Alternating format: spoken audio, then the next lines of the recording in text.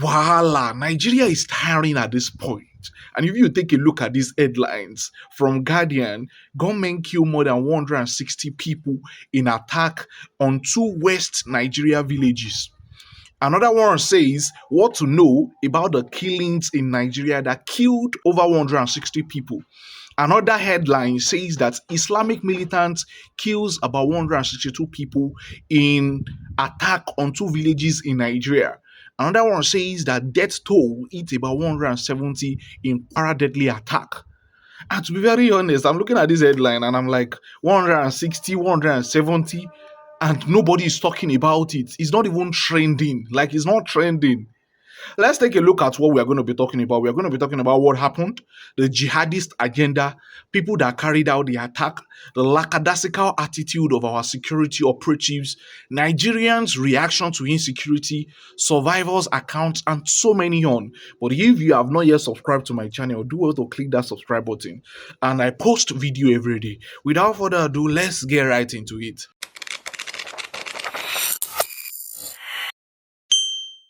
So what actually happened? Some gunmen who are actually linked to being jihadist extremists were said to have performed this operation. They carried out this evil act. And it actually happened in Woro and Nuku in Kwara State. And it was said that they started shooting sporadically at first. Then the gunmen gathered villagers, bounded their hands, and they executed majority of the men. And to be very honest, I'm wondering how crazy this actually looks. That you will first shoot sporadically, shoot by people up and down. And after you are done, the people that are rest in the village, you will now gather all of them, bound their hands, and there is no police operative that actually coming to come and counter these people. In all of this, they had time to first shoot sporadically. They had time to now gather all of these people together. They had time to bind their hands, and they had time to start shooting at majority of the men. And it was said that they even had time on their hands to pray halfway while doing these killings. That while they were actually killing these people, they also had time to pray. And after they were done praying, they continued with their action. They said the commander who operates in that area is called Sadiko, and it was the one in charge of like that particular place. That they have actually been noticing their operation before now. It's actually not a new thing. It was said that they have actually been sent notice to the community before all of this attack, but no security were there for the people. Like, it was not a new thing that these people are actually coming in. They have been noticing their whereabouts, them stationed in a particular place, then stationed around different places in Kwara State, even before these attacks.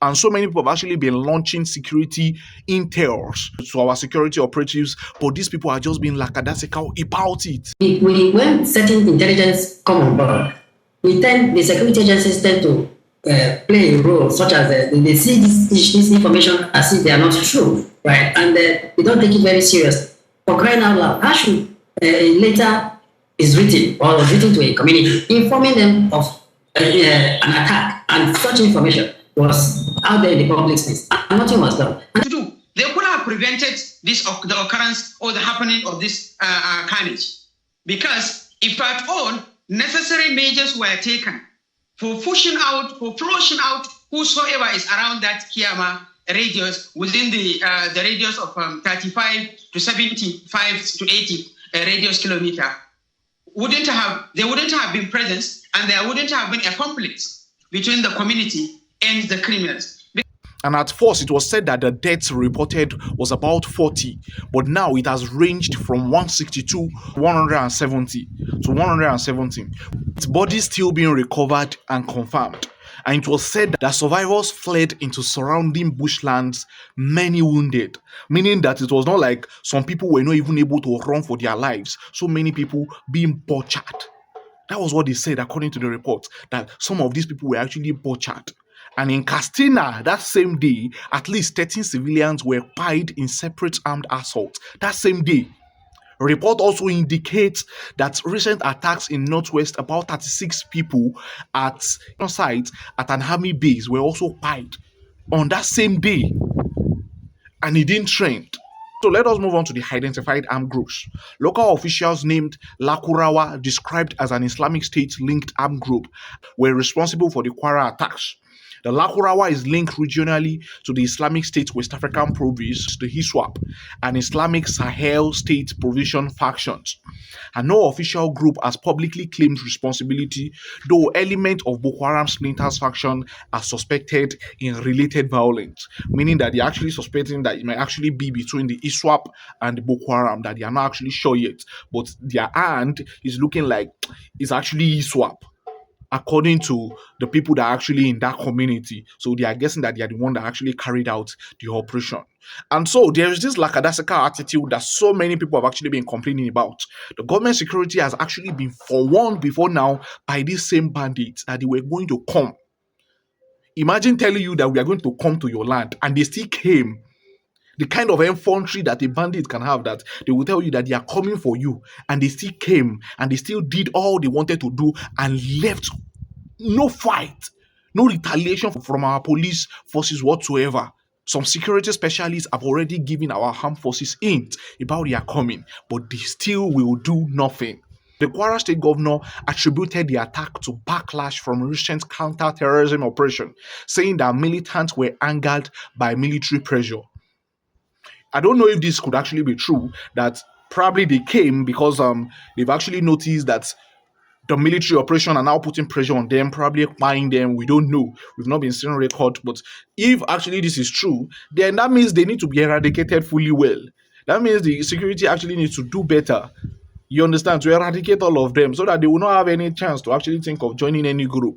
Security forces, including the military, are reported to be combing affected areas for bodies and survivors at the moment.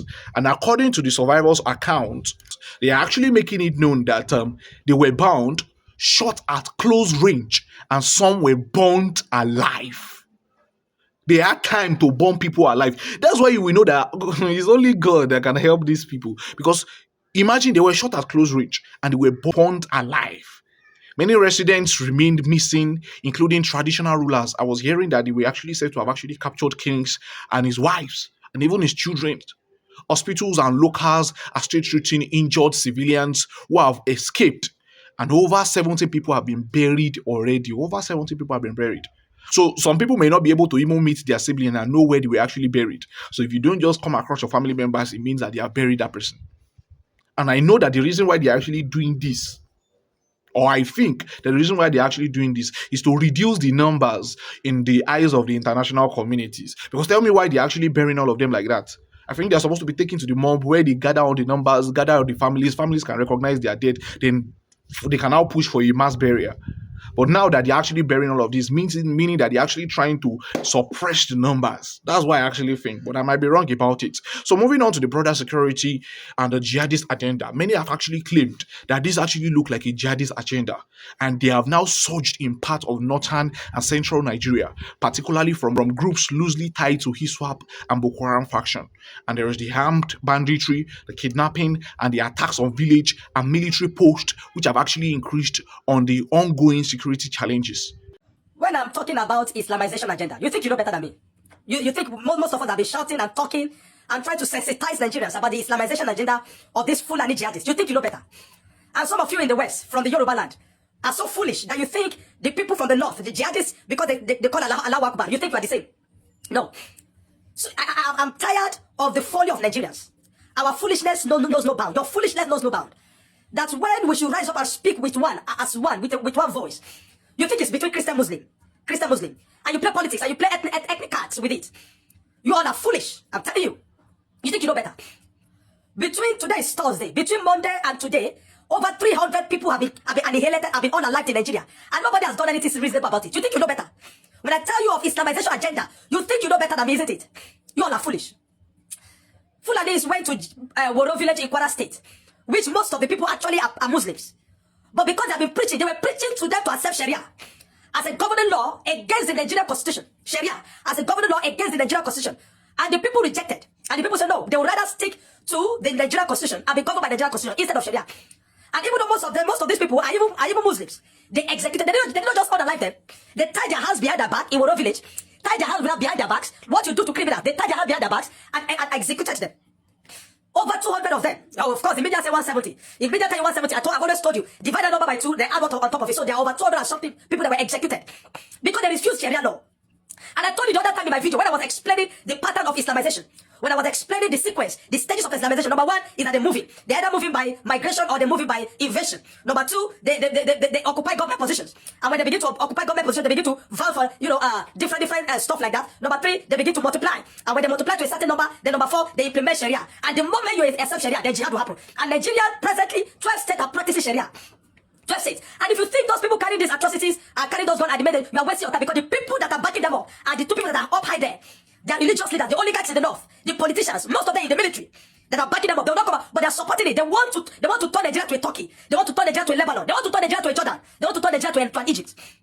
And we keep shouting this thing every day. Wow, over 200 people executed like that, and we are going about our businesses as normal people with no consequence whatsoever. You think you know better than me, isn't it? I keep talking of Islamization agenda, but you think I'm foolish. Not knowing that you're the one that is foolish.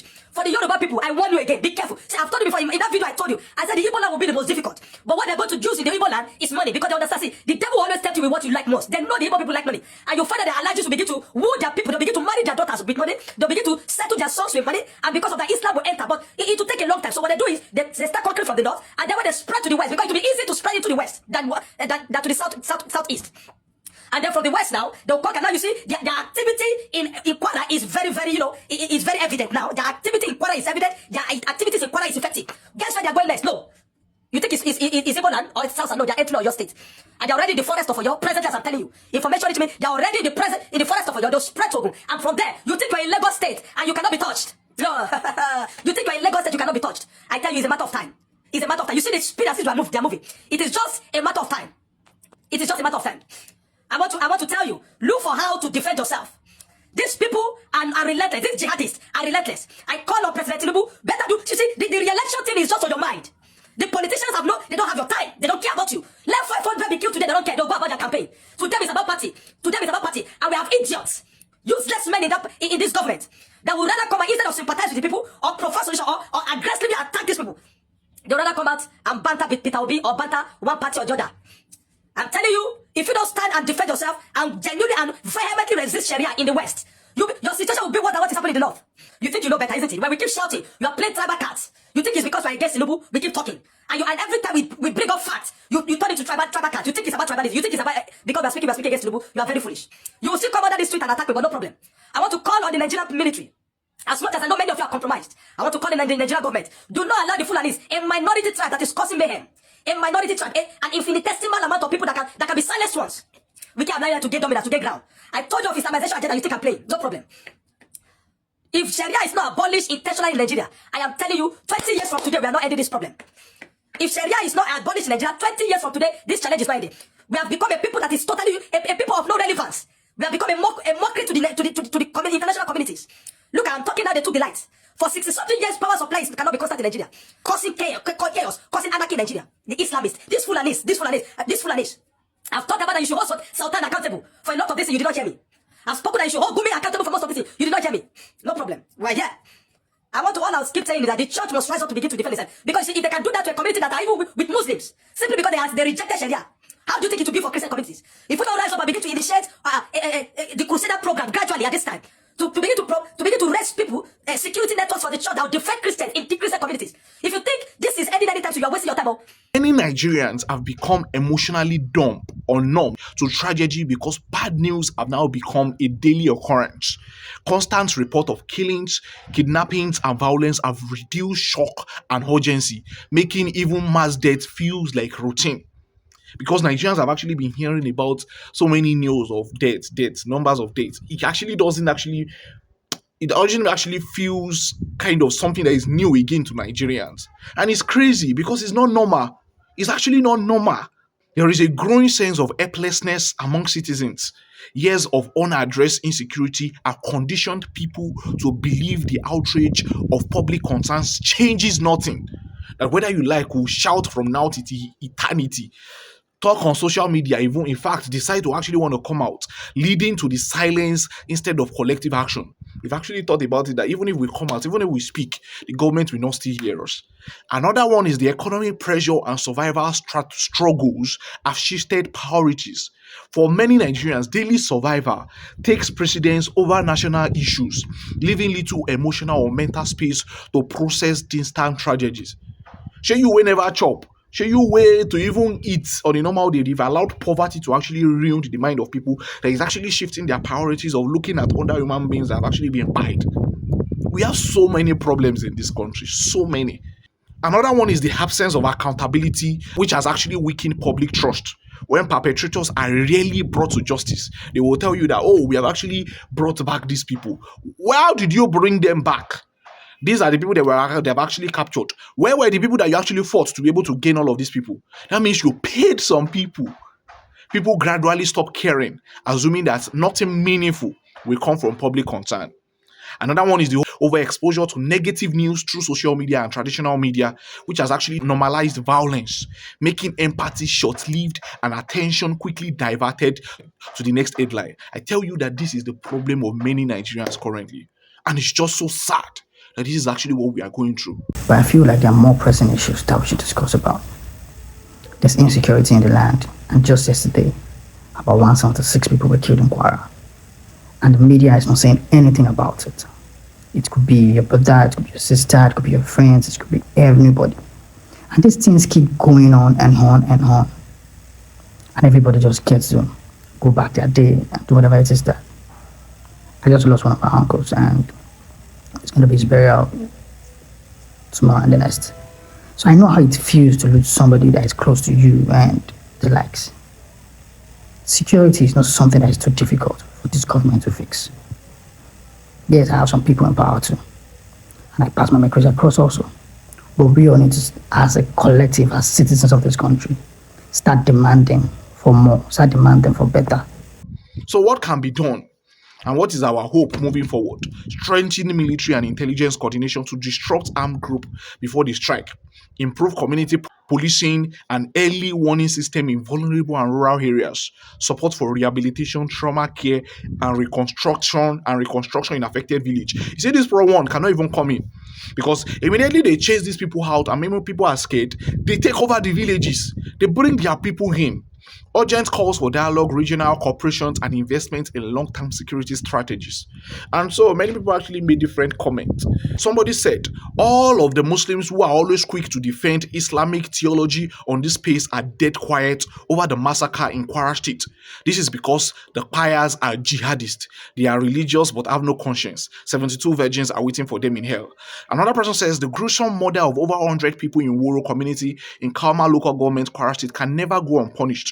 Even if the government does nothing, the blood of those innocent souls will sure haunt them, those even with the slightest involvement. No security in Nigeria. Another person says over 172 people died in Kwara State, refusing extremist rule, and silence is terrifying. The silence is terrifying. While the governor and media suppresses the news, the Senate is busy rigging 2027 by fighting against IREF. Civil societies are silent and clerics are more worried.